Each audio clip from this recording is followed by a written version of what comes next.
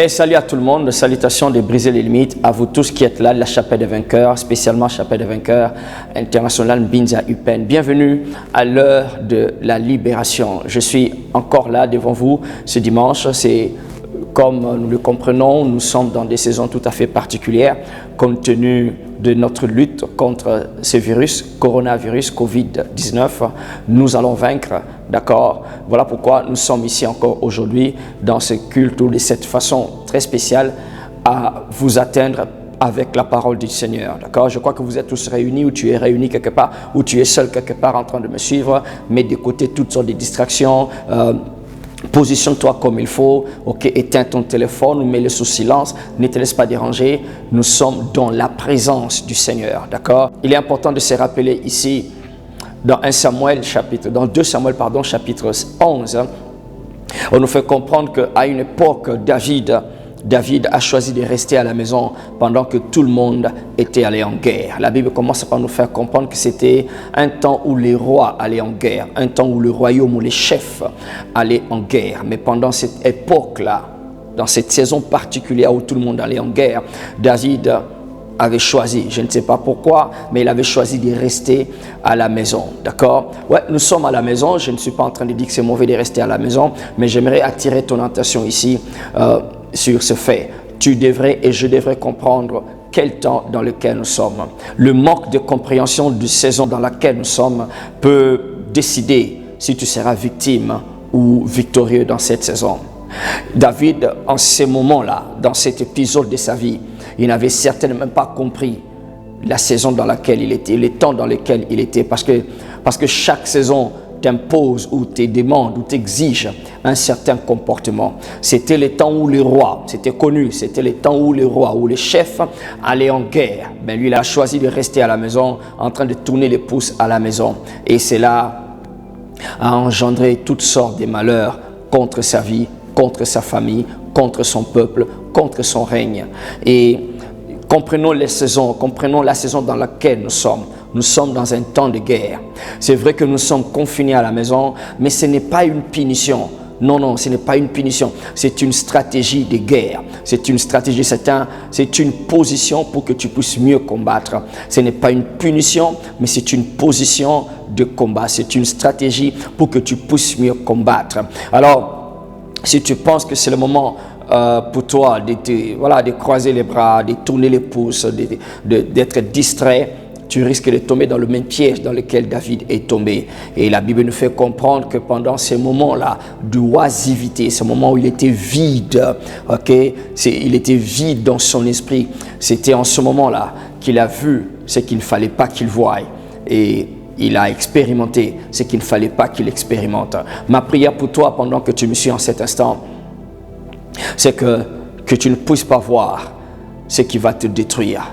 Que tu ne puisses pas voir ce qui va nuire à ta vie, nuire à ta destinée, nuire à ta vision, nuire à ta mission. Tu as une mission de la part du Seigneur. Il ne faudrait pas que ces moments de confinement puissent contribuer à ta destruction. Au contraire, comme nous l'avions dit la fois dernière, ce moment de confinement, ce moment de combat dans lequel nous sommes, doit contribuer à faire changer ton niveau. Chaque combat qui nous parvient, chaque combat qui nous arrive, c'est pour nous aider à monter à un niveau supérieur. D'accord? Alors donc, bienvenue dans ce rendez-vous de la parole ce dimanche. Je nous apporte une parole aujourd'hui qui s'intitule « Comprendre notre héritage de la domination sur les maladies ».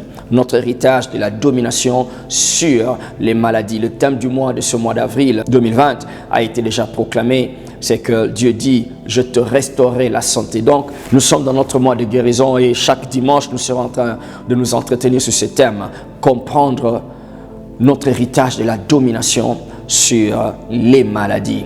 C'est important ici, un des mots-clés dans ce que nous sommes en train de dire, c'est le mot héritage. Comprendre l'héritage, comprendre l'héritage. 3 choses, ou peut-être, voyons, 5 choses que nous avons besoin de comprendre sur ce qui concerne l'héritage. La première, c'est que l'héritage requiert que tu sois membre de la famille. L'héritage, c'est pour les membres de la famille. Ce n'est pas pour tout le monde, d'accord? Vous pouvez être très proche à une famille, mais si vous n'êtes pas de la famille, vous n'avez pas droit à l'héritage. Vous ne pouvez pas accéder à l'héritage, ok? Vous devez être premièrement membre de la famille. Et ainsi, ici, j'aimerais dire 2 choses. La première, c'est que si tu n'es pas membre de cette famille, la famille de Jésus, la famille de Dieu, si tu n'es pas membre dans la famille de Dieu, c'est inutile de t'attendre à cet héritage, la domination sur les maladies. Ce ne sont que ceux-là qui sont membres de la famille qui peuvent jouir de cela. Alors si tu n'as pas encore donné ta vie à Christ, si tu n'as pas encore donné ta vie au Seigneur Jésus, c'est-à-dire que tu n'es pas membre de cette famille, et je te demanderai à la fin de ce message que tu puisses donner ta vie à Jésus-Christ afin que toi aussi, que tu puisses entrer dans cet héritage. Deuxième chose, j'aimerais dire sur ce premier point, c'est que si tu es donc membre de cette famille, sache que tu as droit à cet héritage. Ouais, tu as droit à cet héritage, la domination sur les maladies, la domination sur toute forme de maladie, y compris coronavirus. Tu as le droit de dominer, tu as le droit de marcher dessus. C'est ton droit, c'est ton droit, c'est ton droit parce que tu es membre de cette famille. Tu n'as pas à avoir peur comme les autres ont peur. Tu n'as pas à paniquer comme les autres paniquent. En fait, cette maladie n'est pas venue pour les membres de notre famille. Dans notre famille, nous dominons sur les maladies, nous dominons sur les pandémies, nous dominons sur les épidémies, nous dominons sur toute infection, sur tout microbe, nous dominons sur tout agent pathogène qui amène des maladies et des douleurs dans le corps, d'accord? Tu es membre de cette famille, sache que tu as cette domination. C'était la première vérité. Donc, tu dois faire partie de cette famille. Tu n'es pas membre de la famille, tu n'as pas droit à cette domination. Deuxième chose sur l'héritage, c'est que ça dépend de la volonté du Père.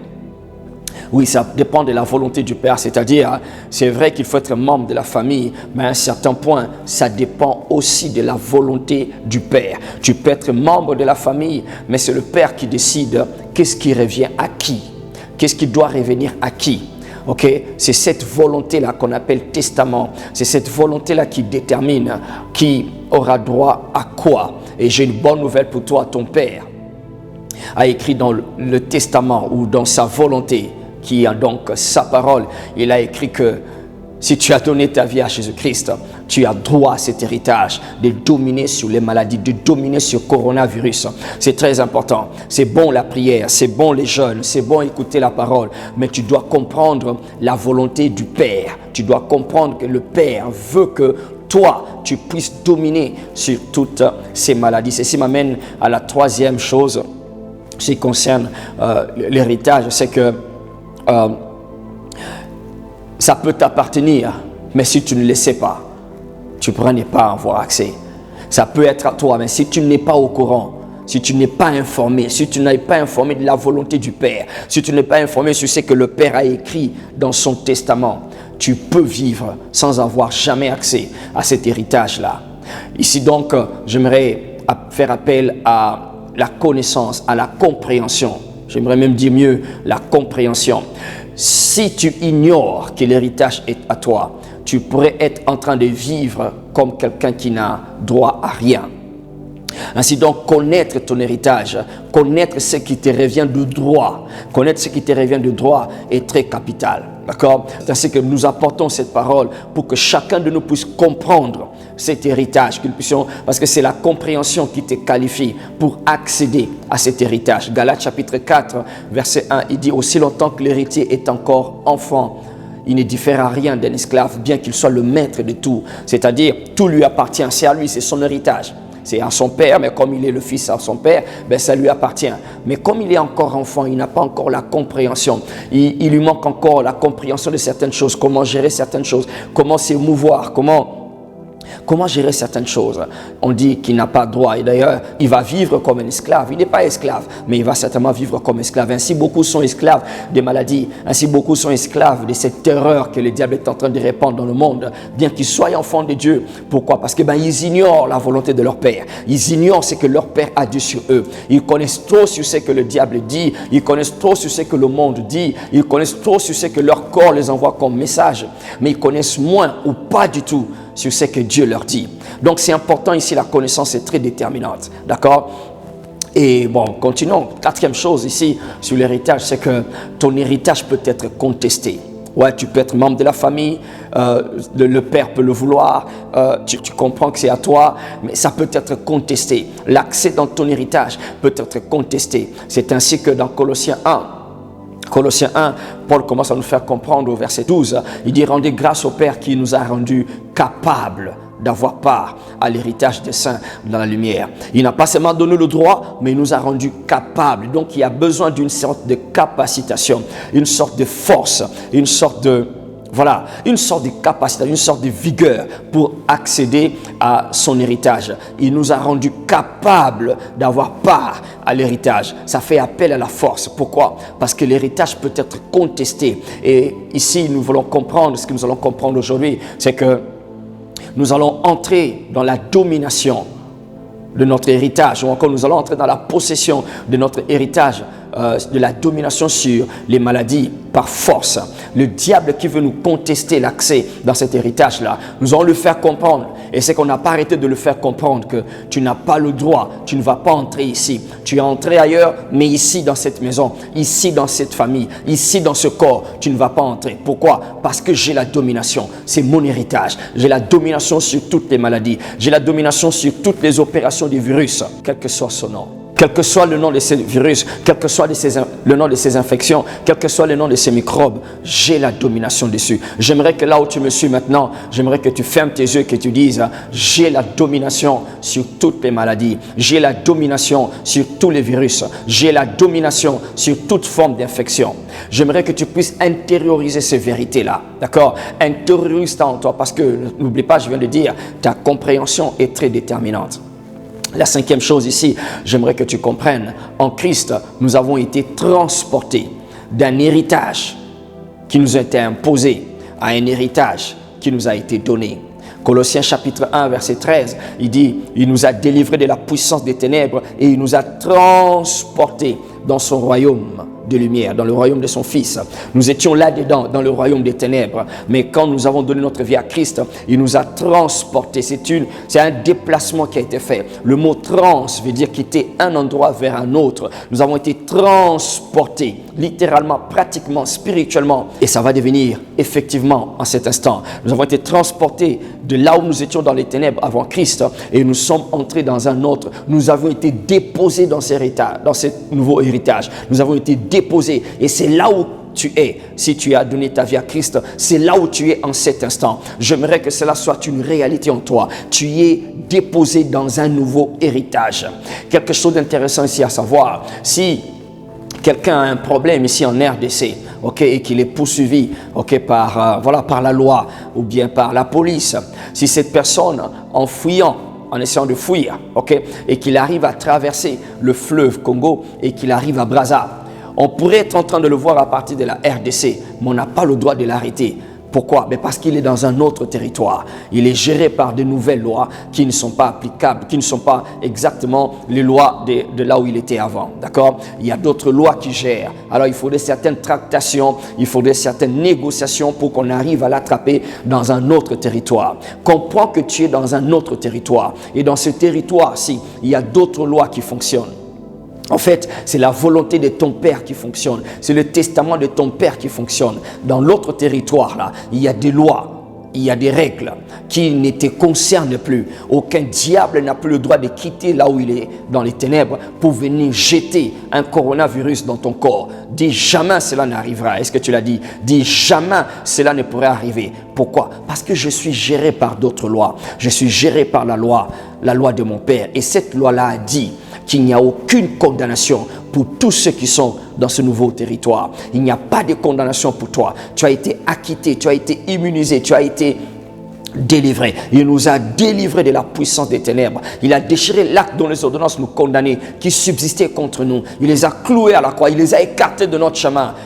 Quand le diable amène ces accusations-là, Dieu les écarte de ton chemin. Il dit, ce n'est pas sa part. D'accord? Et en cet instant, pendant que tu me suis, s'il y aurait quelque chose dans ton corps qui serait en train de fonctionner pour te faire croire que tu appartiens encore dans ce royaume des ténèbres, le diable est un menteur. Pendant que tu me suis maintenant, une force se relâche et pénètre ton système. Une force se relâche et pénètre ton corps et ravive ton corps et donne la vie à ton corps. Pourquoi? Parce que tu as la domination sur toutes les maladies. Dis Amen. Autre chose que tu devais comprendre, je crois que c'est la sixième, c'est que la rédemption nous repositionne, nous a repositionnés au-dessus de toutes ces principautés, de toutes ces dominations, de toutes ces autorités, de tout esprit méchant dans le monde céleste. Eux qui sont les auteurs, C'est eux qui sont les fabricants de toutes ces maladies ou de ces virus-là. C'est eux, cette vie-là. C'est cette vie qui est dans ce que le docteur voit dans son microscope qu'il appelle virus. C'est en fait eux qui donnent cette sorte de vie mortelle, si vous voulez, cette vie destructrice dans cette histoire qu'on appelle virus. Mais la rédemption, c'est-à-dire en Christ, nous avons été rachetés. Il y a ce qu'on appelle la rédemption. Ça nous a repositionnés au-dessus de toutes ces forces des ténèbres, de toutes ces principautés. D'accord? Tu es au-dessus, je suis au-dessus. Loin au-dessus d'eux. Selon Éphésiens chapitre 2, verset 6, il dit, il nous a ressuscités ensemble et il nous a fait asseoir ensemble. Selon Éphésiens 1, à partir du verset 17 ou encore du verset 18, il dit, c'est au-dessus de toute principauté, de toute autorité. C'est important de comprendre ça, de réaliser, d'accord? C'est le diable qui est derrière ces attaques. C'est vrai que les hommes, de toutes ces théories qui se développent, machination, complot et tout ce que vous voulez, corruption, blabla, c'est bien, tout ça. Mais au-delà de tout ça, toi et moi, nous savons, nous n'avons pas lutté contre la chair et le sang, mais nous avons lutté contre les principautés, les dominations, les autorités, les esprits méchants dans ces lieux célestes-là. Alors toi et moi en Christ, nous avons été positionnés au-dessus. Et j'aimerais que pendant que tu m'écoutes, que tu puisses réaliser encore cela. Si tu l'as déjà entendu, j'aimerais que tu le réalises encore. Si tu connais déjà ça, j'aimerais que tu te le rappelles encore, que tu le dises encore. Je suis positionné au-dessus de toutes ces principautés. Je suis positionné au-dessus de toutes ces machinations, de tous ces complots. Je suis positionné au-dessus de toute cette corruption. On apprend que les gens maintenant veulent se faire l'argent derrière cette maladie. Sache que toi et moi, en Christ, nous sommes positionnés au-dessus de toutes ces choses-là. D'accord? C'est très important. Alors ici, j'aimerais ici commencer à te faire comprendre l'une des choses qui nous donne cette domination-là, qui nous donne accès à la domination sur les maladies. D'accord? Nous allons parler de la parole de Dieu. On a mentionné un peu ça, j'ai mentionné un peu là-dessus au début. Donc, j'aimerais te faire comprendre que notre domination sur les maladies, est accessible par la parole de Dieu. Oui, la parole de Dieu, c'est-à-dire les Écritures. Mais de quelle manière? Je vais te donner 3 manières aujourd'hui, d'accord? La parole de Dieu, c'est ça ton accès et mon accès dans la domination sur les maladies. Tu veux dominer sur les maladies, alors tu as besoin de la parole de Dieu. D'accord? C'est bien d'être enfant de Dieu, c'est bien la volonté du Père, c'est bien, savoir que ça peut être résisté, mais tu dois avoir cette parole. Comme je l'ai dit, tu dois la comprendre, d'accord? Tu dois avoir cette parole. Et de quelle manière cette parole peut te donner accès à cette domination? Je t'en donne ici 3 points. Le premier point, c'est simple, par la compréhension. Ouais, c'est la compréhension. Ce que tu ne comprends pas, ce que tu ne connais pas, tu vas en souffrir. Ce que tu ignores dans le monde des esprits, tu n'y as pas droit. Et dans le monde des esprits, ce que tu vois, tu as le droit de le posséder. Ce que tu ne vois pas, tu n'as pas le droit de le posséder. Et voir ici veut dire comprendre. Chaque fois quand quelqu'un t'explique quelque chose, ou il t'explique une situation, il t'explique une adresse quelque part, et pendant qu'il explique, tu commences à dire, oui je vois, oui je vois. Je vois. Je vois là, ça veut dire quoi? Tu es en train de comprendre. Ce n'est pas que tu vois avec les yeux physiques, mais c'est que ton intelligence est ouverte. Tu commences à réaliser, en fait, je ne suis pas encore là, mais je sais que je vais y arriver. D'accord? Et rien ne pourra te retenir. Voir, c'est posséder. Et aussi dans le monde des esprits, voir, c'est aussi, ça génère un mouvement. Ça génère un mouvement vers la chose que tu as pu voir. Si tu ne peux pas voir, mais tu n'y as pas droit. Il y en a qui peuvent se le répéter, il y en a qui disent que je connais ça, mais ils ne sont pas encore arrivés au point de voir. Voilà pourquoi si le corps commence à leur donner certains messages, des douleurs ou encore de certains malaises, d'accord, ils sont confus, ils commencent à avoir peur, ou bien peut-être ils sont découragés, ou bien peut-être qu'ils voilà, ils sont paniqués. Pourquoi? Ils n'ont pas encore vu. Celui qui a pu voir va dire des choses que les gens ne disent pas. Celui qui a pu voir va faire des choses que les gens ne peuvent pas faire. Pourquoi? Parce qu'il voit certaines choses. Il voit ce que vous ne voyez pas. D'accord? La première chose ici, donc, c'est de voir, c'est de comprendre. Si tu ne comprends pas cette parole, Galates 4, verset 1, je l'ai dit et je le répète encore, aussi longtemps que l'héritier n'a pas encore de compréhension, il est encore enfant, il n'a pas encore d'intelligence, il n'a pas encore la connaissance, d'accord? Il peut toucher à cela, mais parce qu'il ne comprend rien. D'accord? Il n'en connaît pas la valeur, il n'en connaît pas l'importance, il ne connaît pas l'histoire, il ne connaît pas à quoi ça sert. il n'a pas droit à ces choses-là. Donc, comprendre est très important. C'est ainsi que j'aimerais t'exhorter, t'encourager pendant cette saison. Pendant cette saison de confinement. Écoute, avant, tu étais occupé du matin au soir. Bien que ce n'est pas une excuse. Tout ce qui est important pour toi, tu en as toujours le temps. Mais avant, tu donnais des excuses. Ah, ben, j'ai pas le temps, je dois aller au travail, je dois aller vendre, et bien voilà, je suis fatigué. Aujourd'hui, tu es en confinement. Passe du temps avec la parole. Passe un temps de qualité avec la parole. Jusqu'à ce que ton esprit entrera en contact avec l'esprit derrière la parole. Alors là, jaillit la lumière. Alors là, tu comprends. Et quand tu atteins ce niveau-là, tu le sauras. Tu le sauras. C'est comme 1000 feux qui s'allument. C'est comme 1000 lumières qui s'allument en toi. Je me rappelle encore toujours cette histoire. Je n'oublierai jamais. J'étais oppressé par les forces des ténèbres toute la nuit. J'étais né de nouveau. Je priais pendant 8 heures par jour, 8 heures à genoux, 4 heures le matin, 4 heures le soir. J'étais tout le temps en prière. Je jeûnais 2 fois par semaine.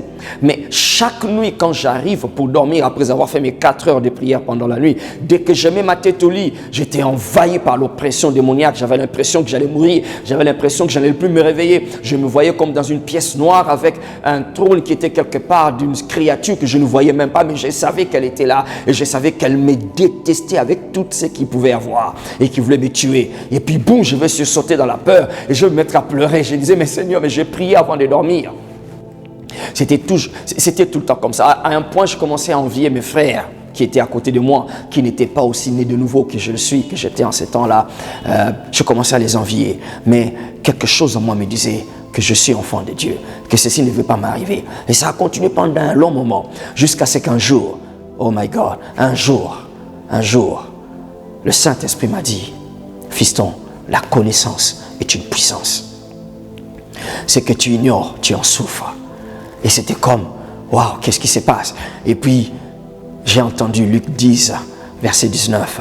Et quand je suis allé voir, je n'oublierai jamais ce jour-là, j'ai vu, voici, je vous ai donné le pouvoir de marcher sur les serpents, les scorpions et sur toute la puissance de l'ennemi. Et rien ne pourra vous nuire. Oh my God, tu parles du plus beau jour de ma vie.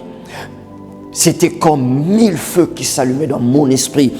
Je connaissais le passage, mais je ne l'avais pas encore vu de cette manière. Ce jour-là, j'ai vu ce que Dieu a voulu dire par rapport à ma situation. C'est de ça que je parle. C'est à ça que je fais allusion. Et en ce moment-là, plutôt que de dire merci Seigneur, je dis pardonne-moi Seigneur. En fait, j'ai pu comprendre ce jour-là que j'étais oppressé inutilement par le diable. Et j'ai passé mon temps à prier.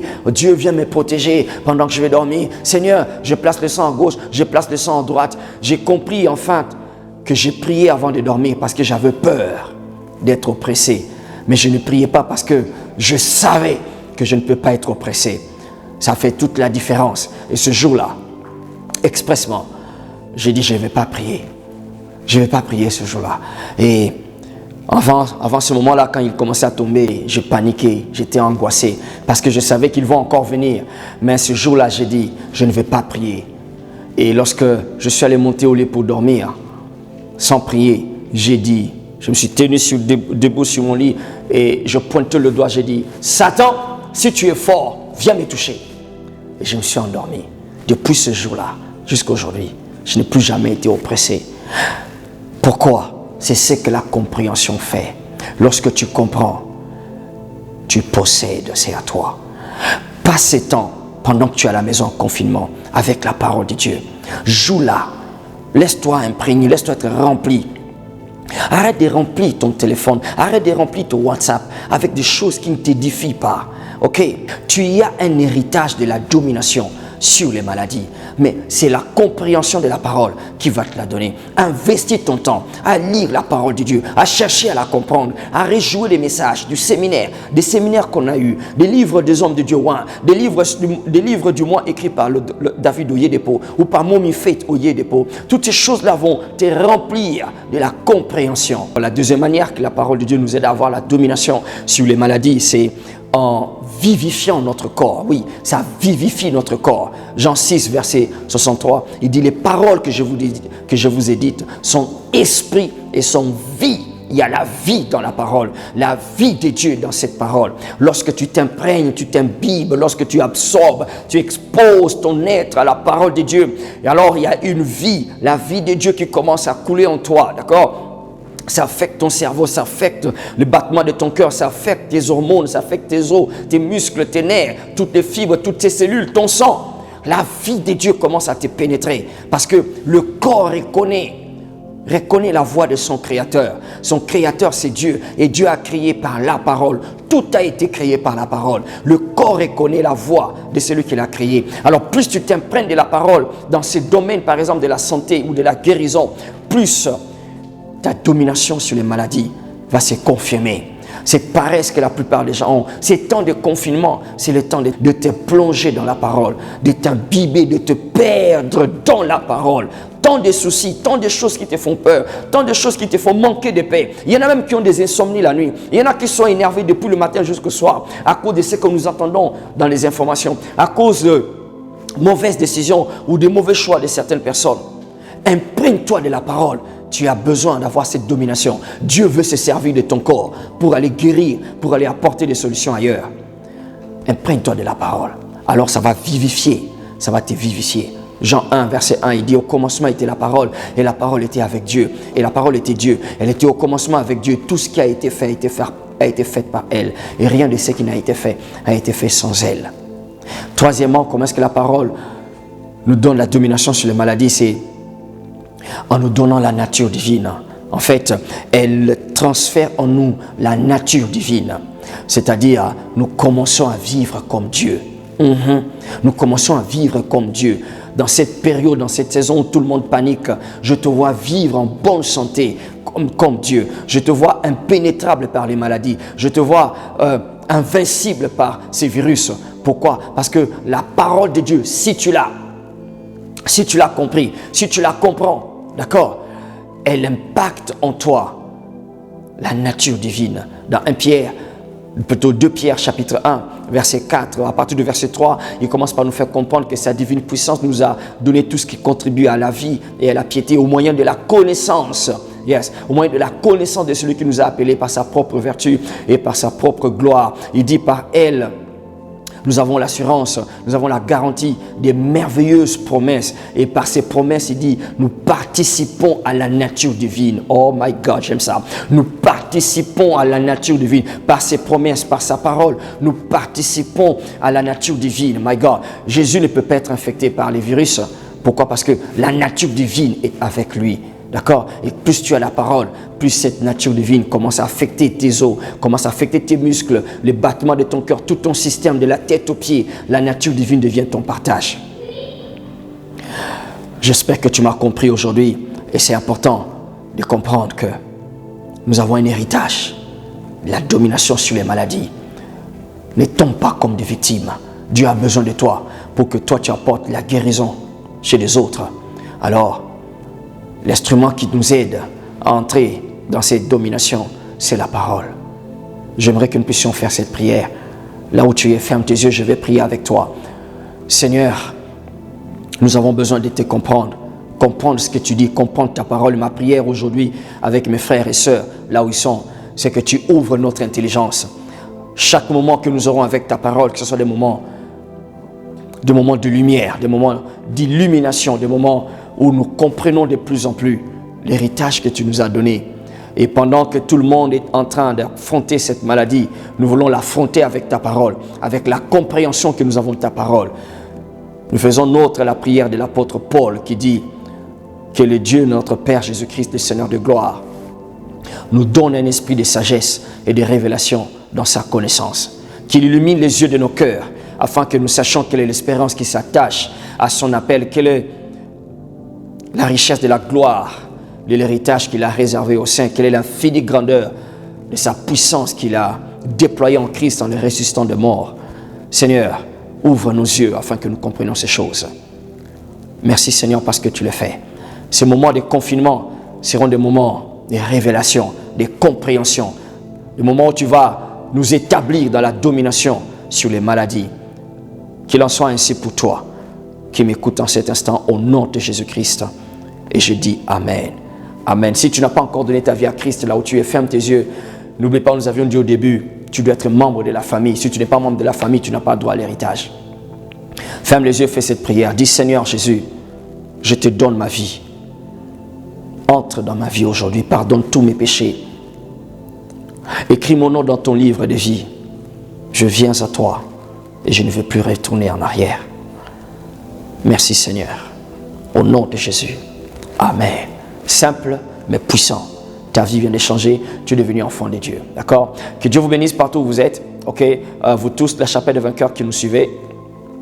N'oubliez pas nos rendez-vous mardi à 18h dans notre groupe WhatsApp. Ok, le numéro est en train de s'afficher en bas ici. Ok, et puis mercredi à 18h aussi, nous avons des rencontres que nous faisons explosives, des témoignages qui sont en train de venir, d'accord, des personnes testées coronavirus positif, et après la prière que nous faisons, coronavirus est devenu négatif. Donc ça a disparu et ils ont repris leur vie normale. Notre Seigneur Jésus est vivant, d'accord? Et tous les dimanches, c'est à 11h. Pendant ce moment de confinement, ne rate pas ce moment. Et quand tu viens dans ce moment-là, viens comme quelqu'un qui vit dans la présence de Dieu. Ce n'est pas un moment où tu te mets à causer avec tout le monde. C'est un moment où tu mets toutes choses de côté pour te focaliser dans la prière afin que tu puisses tirer tous les bénéfices. C'était un plaisir pour moi d'être encore avec vous aujourd'hui. Que Dieu vous bénisse partout où vous êtes. Que la main de Dieu reste dans votre famille. Que la présence de Dieu reste manifeste dans chacune de nos familles partout où nous sommes. Que les rayons de sa gloire affectent tous les aspects de votre vie. Dans cette période, tu ne seras pas parmi les victimes et tu ne vas pas perdre ta foi. Je prie pour ta vie spirituelle. Le diable n'arrivera pas à te récupérer dans la distraction. Le diable n'arrivera pas à te ramener en Égypte. Au nom puissant de Jésus-Christ. Amen. Dis Amen très fort. Amen. Que Dieu vous bénisse. C'est Shekinah Massoudi, pasteur résident à la chapelle des vainqueurs internationale Binza Upen, Kinshasa, RDC. Et j'approuve ce message.